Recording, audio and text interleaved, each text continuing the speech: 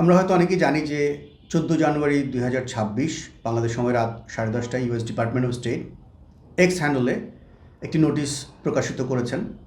সেখানে তারা বলেছেন যে 75টি দেশ এর নাগরিকদের ইউএস ইমিগ্র্যান্ট ভিসা অনির্দিষ্টকালের জন্য স্থগিত করার ঘোষণা দিয়েছেন।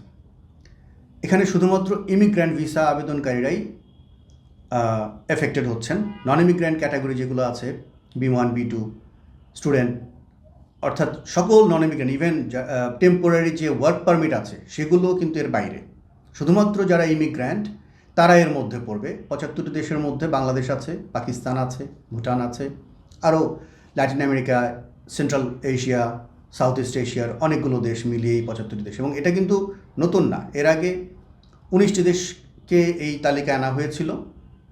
ওই তালিকারই এক্সটেনশন হিসেবে এখন টোটাল 75টি দেশ আছে এই তালিকায় যাদের ইমিগ্র্যান্ট ভিসার উপর স্থগিতাদেশ দেওয়া হয়েছে। পদ্মা সেতু, মেট্রো রেল এবং এলিভেটেড এক্সপ্রেসওয়ে নির্মাণের গর্বিত অংশীদার বসুন্ধরা সিমেন্ট। বাংলাদেশ থেকে প্রতি বছর আনুমানিক প্রায় 10,000 ইমিগ্র্যান্ট ভিসা নিয়ে 10,000 ব্যক্তি আমেরিকাতে পাড়ি জমান। তো এই সংখ্যাটা দিয়ে আসলে ইম্প্যাক্টটা বোঝা যায় না, কারণ হচ্ছে বছরের পর বছর ধরে বিভিন্ন ক্যাটাগরির আন্ডারে ইমিগ্র্যান্টরা অপেক্ষা করেন যে কখন আমার ইন্টারভিউ ডেট আসবে, কখন আমি ইন্টারভিউ দিব এবং ভিসা নিয়ে আমি আমার পরিবারের কাছে যাব। হাজব্যান্ড ওয়াইফের কাছে যাওয়ার জন্য অপেক্ষা করছে, ওয়াইফ হাজব্যান্ডের কাছে যাওয়ার জন্য অপেক্ষা করছেন, বাবা সন্তানের কাছে, সন্তান বাবার কাছে, অথবা ভাই বোনের কাছে যাওয়ার জন্য অপেক্ষা করছেন।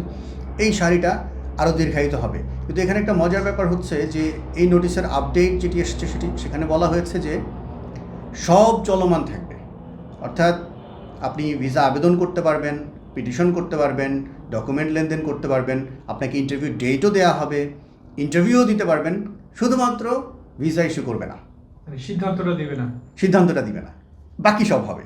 ভিসাটা শুধু স্টিকারটা শুধু দিবে না, বাকি সব কিছু কিন্তু চলতে থাকবে। তো এটার একটা ভালো দিক এই কারণে, এটা একটা পজিটিভ এই কারণে যে ব্যাকলগ যেটা হতে পারতো যদি ভিসা ইস্যু বা ইন্টারভিউ যদি না নিত, তাহলে যে ব্যাকলগটা হতে পারতো সেই ব্যাকলগটা এখন হবে না, ইন্টারভিউগুলো চলমান থাকবে। দেশের উপর প্রভাব যেটা পড়বে, যে কোনো লিস্টেড থাকা তো আসলে একটা নেতিবাচক প্রভাব পড়েই। বিশেষ করে আমেরিকার মতো দেশের এরকম একটা লিস্ট যেখানে বলা হয়েছে যে বাংলাদেশ থেকে যে নাগরিকরা আমেরিকাতে পাড়ি জমাচ্ছেন ইমিগ্র্যান্ট ভিসা নিয়ে, তাদের মধ্যে নিয়ারলি 55% তারা আমেরিকান সোশ্যাল বেনিফিটস ইউটিলাইজ করছেন, অর্থাৎ আমেরিকান সরকারের উপর গিয়ে পড়ে যাচ্ছেন তারা সোজা। ওখানে গিয়ে তারা আমেরিকান সরকারের কাছ থেকে বিভিন্ন ধরনের বেনিফিট নিচ্ছেন। তো এই মেসেজগুলো আমেরিকার যে সকল অ্যালায় দেশগুলো আছে, বন্ধু ভাবাপন্ন যে সকল দেশ আছে, সে সকল দেশ যখন বাংলাদেশিদেরকে ভিসা দিবে বা ইমিগ্রেশন দিবে বা ওয়ার্ক পারমিট দিবে, তখন তারা এই বিষয়গুলো আমলে নিয়েই কিন্তু জাজমেন্টটা করবে। কাজে কিছুটা নেতিবাচক প্রভাব তো অবশ্যই পড়বে, কিন্তু আপাত দৃষ্টিতে এটা খুব বেশি নেতিবাচক বলবো না। এর কারণ হচ্ছে এই লিস্টের মধ্যে আপনার Montenegro, north Macedonia, Albania, Thailand, এই ধরনের মোটামুটিভাবে উন্নত যাদেরকে আমরা বলি সেই সমস্ত দেশও কিন্তু আছে।